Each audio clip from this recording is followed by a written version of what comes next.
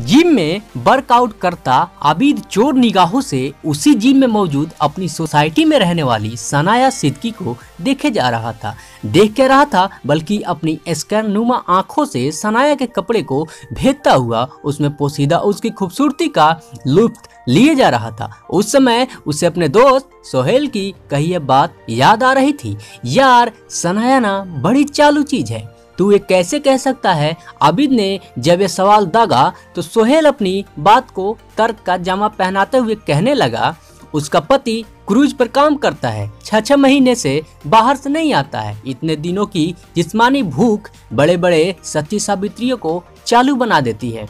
और सनाया उसका रंग ढंग देखा, इतना उत्तेजक मेकअप, इतना भड़काऊ ड्रेस, टूठी में रिंग, बदन के मुस्तैल हिस्से पर टैटू कौन करवाती है। एक अच्छी चलन वाली औरत क्या आई वेट कोई भी गुड लुकिंग मर्द इस पे चांस मारे ना तो चुटकी बजाते पड़ जाएगी। जहां सनाया की खूबसूरती देखकर आबिद के दिल में कई नाजायज हसरतें कुचल मार रही थी, वहीं सोहेल की कही यह बात याद करके उसके दिल में हसरतों की अमली जमा पहनाने की दीदार दिलेरी पी पनपती जा रही थी। खुद के शकील चेहरे पर और कसरती बदन को जाजिब तासुर पर यकीन करता हुआ शायद उसने भी कहीं सनाया को एक आसान शिकार मान लिया हो। वह सनाया की ओर बढ़ता जा रहा है और बोल रहा है कि आप यहाँ वर्कआउट करने रोज आती हैं क्या।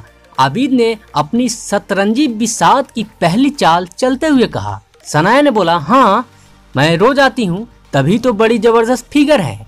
उसके बाद कसीदानुमा ने आबिद की दूसरी चाल थी, एक ऐसी चाल जो आबिद के मुताबिक शर्तिया कारगर होने वाली थी। मैं आपसे यही एक्सपेक्ट कर रही थी जी, मैं समझा नहीं। आप वहां खड़े खड़े जब मेरे बदन पर एक्सरे कर रहे थे तभी मैं जान गई थी कि आप ऐसे ही कुछ ओछी हरकतें करेंगे। सनाया ने जब थोड़े तल्ख लहजे में ऐसा कहा तो आबिद घबरा गया। उसके लुकनत जुदा जुबान में कहा मैं बस गया और आपको एंजीन और फ्रेंडली कॉम्प्लीमेंट दे रहा था।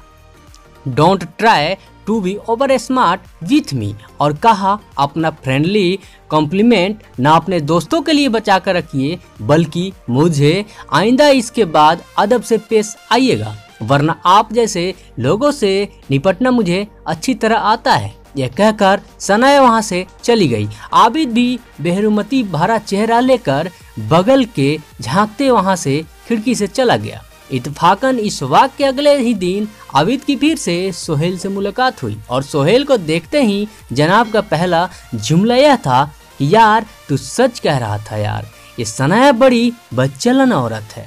गाइस, ये कहानी आपको कैसा लगा? आप हमें YouTube पे देख रहे हैं तो सब्सक्राइब लाइक कीजिएगा, फेसबुक पे देख रहे हैं तो फॉलो लाइक शेयर जरूर कीजिएगा।